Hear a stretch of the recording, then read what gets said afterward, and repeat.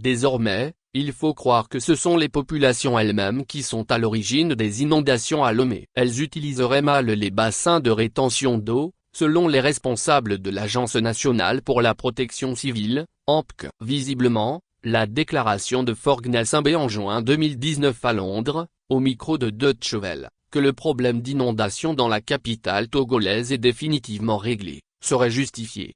Les premières pluies de la nouvelle saison pluvieuse ont déjà causé des ravages. De nombreux quartiers, tels qu'à Balpedo, Bay, à Dakpamé, à Blogamé, Badago, et à Goezongo, sont inondés. Les maisons, les écoles, et d'autres bâtiments sont envahis par l'eau, qui stagne dans certaines zones, transformant les rues en de véritables lagunes. Les populations, qui trouvent encore la motivation d'aller vaquer à leurs occupations, doivent se déplacer comme des batraciens pour naviguer à travers les eaux.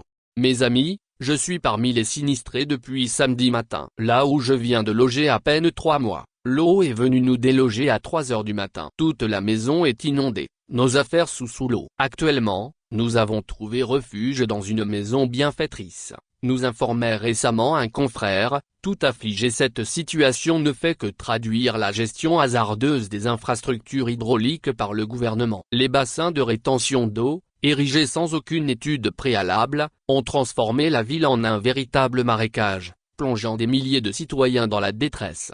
Il est vrai que d'autres capitales africaines rencontrent ce problème d'inondation. Toutefois, après la pluie, ces eaux trouvent leur chemin dans les caniveaux construits pour les drainer. Mais à Lomé, les eaux stagnantes de l'année passée sont là et accueillent celles de la nouvelle saison de pluie cette année. Et les bassins construits ne sont pas des solutions au problème. Des bassins mal conçus sans aucune étude. Bassin Nep 13 janvier, bassin Léo 2000, bassin Bézet, bassin de Lyon, bassin Caméléon, bassin Marché et Tzranoé, bassin Navedji 2, bassin CB, bassin Tocointamé, bassin Todman, bassin Saniyaya, bassin Kapadi Dogomé, bassin Atilamonou, bassin Navedji 1, bassin lycée technique. La liste n'est pas exhaustive. Ces bassins, construits à coût des milliards des contribuables togolais, censés réguler les eaux pluviales, se sont révélés être de véritables pièges sans fin. En l'absence d'une étude d'impact environnemental et sans considération des réalités hydrologiques locales,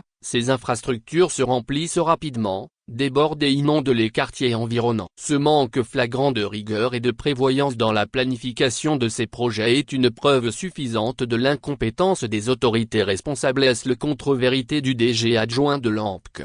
Le comble dans cette histoire, c'est que ces autorités réchignent à reconnaître leurs torts, rejetant la faute sur les citoyens togolais. Récemment, sur une radio locale, Raïmouro Salim, directeur général adjoint de l'Agence nationale de la protection civile, ANPC, a réagi au sujet des inondations en accusant les Togolais d'être les principaux responsables. Selon lui, le débordement des bassins de rétention d'eau est dû à la mauvaise gestion par des riverains. Les bassins d'eau sont construits pour protéger les populations et non pour leur créer des dommages. Ce ne sont pas les bassins en soi qui constituent le problème. Ils sont plutôt en partie une solution à la gestion durable des inondations. Mais c'est la gestion qui en découle qui pose problème. Il faut que les populations se sensibilisent et se conscientisent pour assainir les abords de ces bassins, a-t-il débité. Trop facile de rejeter la faute sur les populations. En réalité, ces bassins de rétention d'eau sont tous sécurisés par des barrières métalliques, ce qui rend les accusations de mauvaise gestion difficiles à justifier.